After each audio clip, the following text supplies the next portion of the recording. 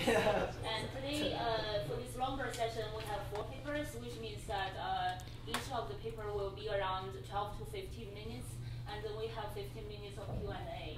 Okay, and presenters, after you finish presenting your paper, I also have your certificate of your presentation for you to give us summary.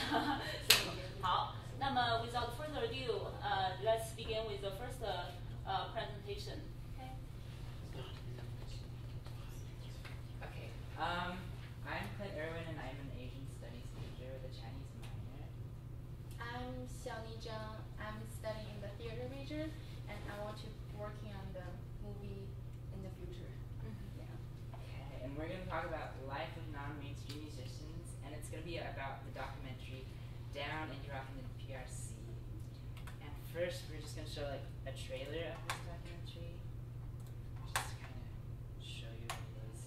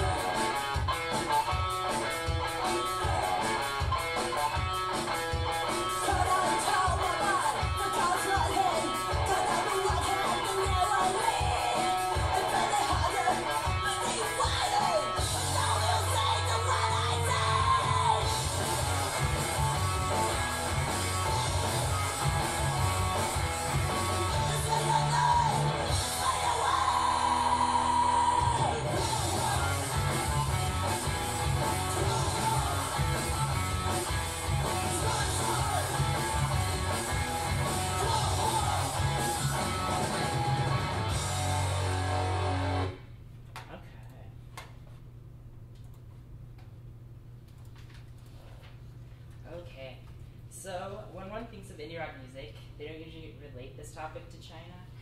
However, right now, according to this documentary, indie music is rapidly growing. And this documentary just portrays how rock musicians' lives are kind of against the grain of normal Chinese society.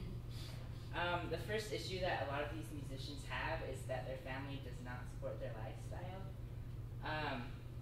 An example of this is Kong Mao. She was the screaming woman in the band Subs.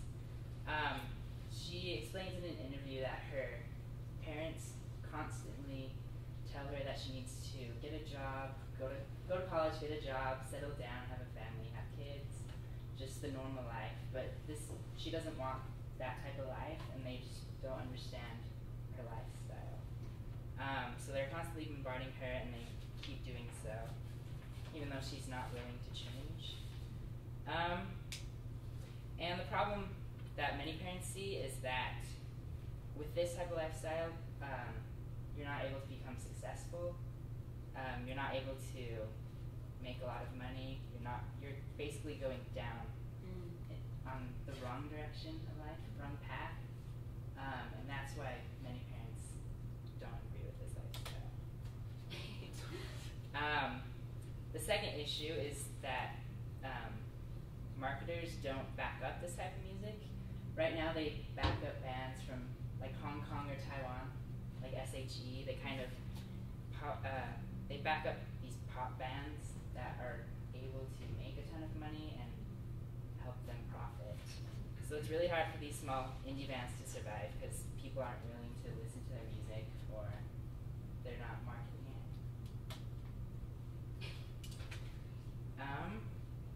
But every person, that's the band Subs, which was in the trailer, they still agree with their lifestyle, even though many people see it as going down. They really don't care what other people think, and they don't care about the fame or fortune. Well, the rock musician's personal motivation is to pursue the freedom to make the rock music. And apparently it's not commercially its comparison with the pop music.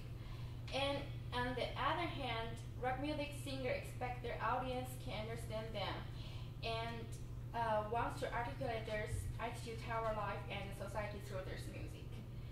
And but the reality in this society, to be a musician is money or fame. However, They look it up and down because they put the music in the first place. Yeah. Sorry.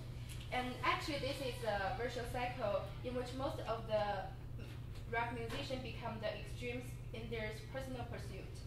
And another problem is rock musicians struggling with how to live in the reality. There's an example. In the screen, the musician's name is Wang Feng, who is a rock musician in the early 1990s. And he is really talented, and also he's very insistent rock music as others. Nevertheless, he realized the life full of the hardship, and if he only put the music in the first place, he funded propaganda in the small bar and seeing the performances, and suffered despite by other rock musicians. Eventually, in 2000, he became famous and published another rock music CD. One story is perhaps just an ordinary one, showing a musician's compressed to the real living conditions of his time, due to the conflict between his personal ideas and the implication of the mainstream society. And one may say the documentary done despite the real life of those artists who have nothing except their passion for the rock music. This reveals a large problem for all underground musicians.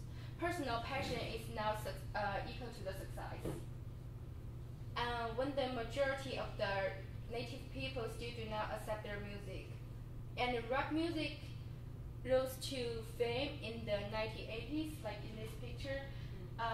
There are all the first generation rock musicians in this picture. It's very classic. And back to the 1980s in China, with singers like Cui Jian, Dou Wei, and the bands such as Heibao and Tangcha, representing the first rock musician generation in China.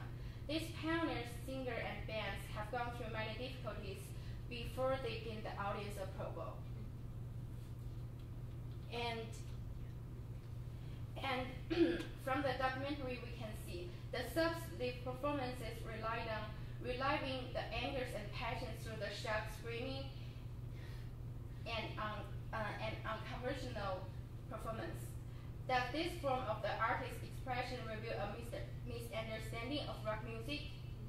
So, the marginal social study of subs in all the more side of the insane of the music. When the members of the band discussed on the rock music icon Cui Jian was full of admiration. Yet, this reference in ironic sense the iconic Cui Jian, like in this picture in the screen, as an initiator of the rock music in China, inspires and sings for his people, and expresses their inner thought and the people's concern with social conditions. The strong resonance that Cui Jian has with his broad audience is exactly what led in some younger and more self-conscious rock music element. Okay. So kind of the conclusion is this type of lifestyle is a challenging choice, and it's very daring to dream such dreams. In the film, the singer of Sub says that their life is going down despite their high hopes. On the other hand, the indie rock music scene in today's China is not very large in scale. This, however, does not mean that this trend is not growing rapidly. Basically, the future of this type of music in China depends on marketing, kind of like how in the United States, this type of indie music is finally starting to grow and people are backing it up. And I'm really interested to see if they'll back it up in China as they do here. And so the future really depends on the market.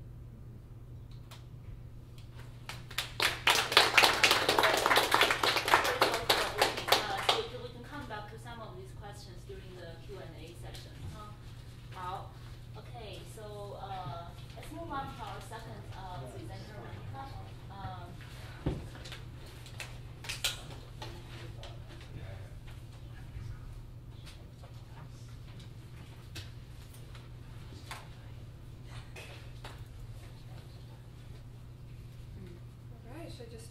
name and go from there. My name is Monica Moser, and the name of my research is examining culture through film, comparing Japan's Bingu to Hollywood's The Ring. I feel like looking at a specific group's work of art is a good way to get a glimpse of like kind of their culture and kind of the challenges facing them at the moment. And so I kind of like the idea of looking at film because kind of it combines a bunch of different kinds of art, like literature and theater and music and a visual aspect as well. So I thought it would be very interesting to look through that. I also feel that the fact that a foreign film, with all of its culture-specific trappings, could be adapted into an American society or a Hollywood film, kind of shows that certain fears and certain hopes pertain to more than just one society. That there are shared hopes and dreams that belong to humans as a whole, you know, and then there are those other things that are more specific to cultures. So throughout this presentation, I'll look at kind of some of the differences between the films and then some of the cultural aspects that I thought were really interesting. All right, well, I'll start with some of the main story differences. Obviously, the setting and characters are different. They took all the Japanese characters and settings and gave them American names and put them in American places. And that could have changed the way the film felt a lot, but turned out that, you know, I think that worked better for telling this story because the American audience could relate to these characters better. A couple more differences I wanted to look at is the difference between Samara's and Sadako's past. Samara was born to Evelyn, who kind of went crazy, tried to kill her because she thought, oh, this child is evil. And then she got sent to an insane asylum, and then Samara was adopted by Anna and Richard Morgan, who owned a horse ranch. And so she went to live with them, and she kind of started to drive Anna crazy with her psychic ability to imprint these thoughts and images on other people's minds. So that's what happened, and then she was eventually institutionalized, and at one point she was confined to a room with only TV for company. And then she imprinted thoughts on these horses, on this horse ranch, onto their minds and drove them to commit suicide. I'm not sure why, but it happened. And that kind of pushed Anna over the edge, and Anna pushed her into the well and then committed suicide herself.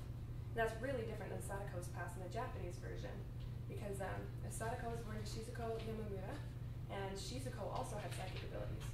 But she used them, she tried to predict a future volcanic eruption that was going to happen on Oshima Island. And she did this in front of all of these male reporters and male villagers, this one scene in this movie. And one of the men feels threatened by this, and so he questions Shizuko, and Sadako thinks that Shizuko's being threatened, so she kills him with a thought. And the men start to, ostracize them for obvious reasons, they're afraid. And so Shizuko eventually becomes really depressed, commits suicide, that's the same. And Sadako is left to the mercies of the men who then fear them. So she is pushed down the well by her father instead of her mother. Furthermore, there's the origin of the cursed videotape is different. Well, the origin itself isn't different, but the way they try to explain it in the Americanized version also is a good example of the differences between the American version and the Japanese version.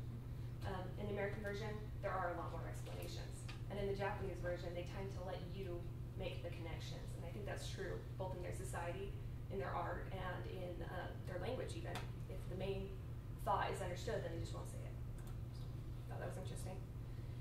All right, and then in the opening scene, that's another good example of those different cultures seeping into just the way they made the films. At the beginning, when Samara first kills this girl,